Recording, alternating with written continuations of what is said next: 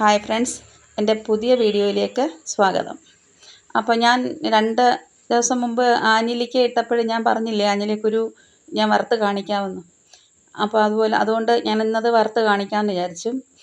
എൻ്റെ അമ്മൂമ്മ വറക്കുന്ന കാര്യം ഞാൻ പറഞ്ഞത് അവർ മൺചട്ടിയിലിട്ടാണ് ചെറിയ തീയിലിട്ട് വറുത്തെടുക്കണം. പക്ഷേ ഇപ്പം എനിക്ക് മൺചട്ടി ഇല്ലാത്തതുകൊണ്ട് ഞാൻ അലുമിനിയം പാത്രത്തിലാണ് വെച്ചത്.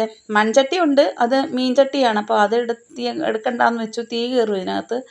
അപ്പോൾ അത് വേണ്ടാന്ന് വെച്ചു. അപ്പോൾ അങ്ങനെ ഞാൻ അലുമിനിയം ചരുവത്തിനകത്തിട്ടാണ് വറക്കുന്നത്. പക്ഷേ തീ ഇങ്ങനെ കൂടി കിടന്നാൽ പെട്ടെന്ന് തന്നെ ഇതിൻ്റെ തൊലി കറുത്ത് പോകും. പിന്നെ ഞാൻ വെള്ളമൊക്കെ കുടഞ്ഞ് തീ കുറച്ചിട്ട് ചെറുതാക്കിയാണ് വെച്ചത്. അങ്ങനെ വെച്ചിട്ട് ഞാൻ അത് കുറച്ച് ചൂടായപ്പോൾ അതൊന്ന് മാറ്റി വെച്ച് തണുത്ത് കഴിഞ്ഞ് വീണ്ടും വറുത്തു. വീണ്ടും 2 തവണയായിട്ട് അങ്ങനെ വറുത്തെടുത്തിട്ട് കുറച്ച് നേരം ഇത് ആറാൻ വയ്ക്കണം. അപ്പോൾ ഇതിങ്ങനെ വറുത്ത് വെച്ചിട്ട് ഞാൻ ഹോസ്പിറ്റലിൽ പോയിട്ട് വന്നപ്പോഴത്തേക്ക് കുറച്ച് സമയം കൂടിപ്പോയി.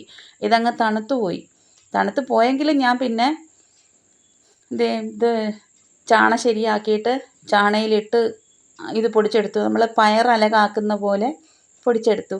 അമ്മൂമ്മ ചെയ്യുന്നത് ചട്ടിയിൽ തന്നെ ഇട്ടിട്ട് ചിരട്ടയുടെ ചോട് കൊണ്ട്, അത് ഈ ചിരട്ടയുടെ ചോടൊക്കെ വൃത്തിയാക്കി വെച്ചേക്കും.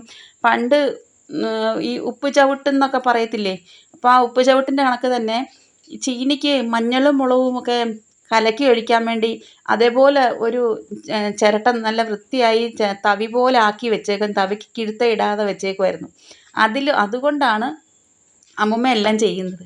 അരങ്ങിയൊക്കെ എടുക്കും. അപ്പോൾ അങ്ങ് നല്ല ക്ലീനായിട്ട് നല്ല പോളിഷ് ചെയ്ത അണ്ടിപ്പരിപ്പ് എങ്ങനെ ഇരിക്കും അതേ കളറിലാണ് പിന്നെ ഈ കപ്പലണ്ടി ഇല ആഞ്ഞിലിക്കുരു കിട്ടുന്നത്.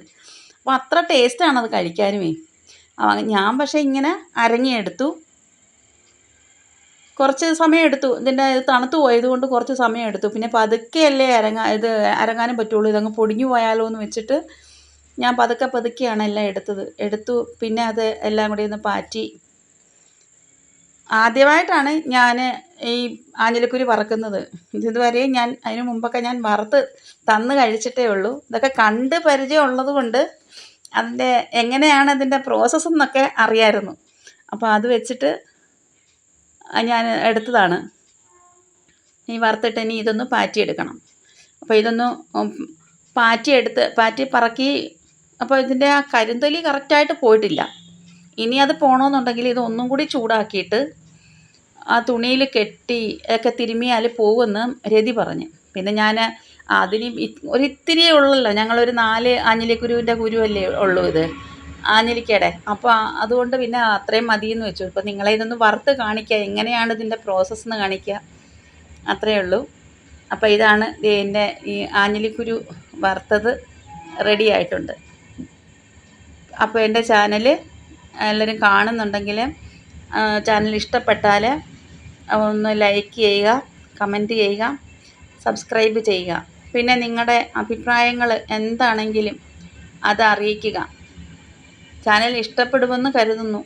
പിന്നെ എനിക്ക് നിങ്ങളുടെയൊക്കെ താല്പര്യമല്ലേ, എങ്ങനെയുള്ള വീഡിയോസൊക്കെയാണ് ഇപ്പോൾ ഈ കുറച്ച് പ്രായമുള്ള ആൾക്കാർക്കൊക്കെ എങ്ങനെയുള്ള വീഡിയോസാണ് കാണാൻ താല്പര്യം, പഴയ കാലത്തെ അതൊക്കെ ഒന്ന് പറഞ്ഞാൽ എന്നെക്കൊണ്ട് പറ്റുന്നതാണെങ്കിൽ. എൻ്റെ ആച്ചപ്പനാണ് കേട്ടോ കുരച്ചത്, റോഡ് ആൾക്കുന്നുണ്ട്. അപ്പോൾ ശരി, എല്ലാവർക്കും നന്ദി, താങ്ക്സ്.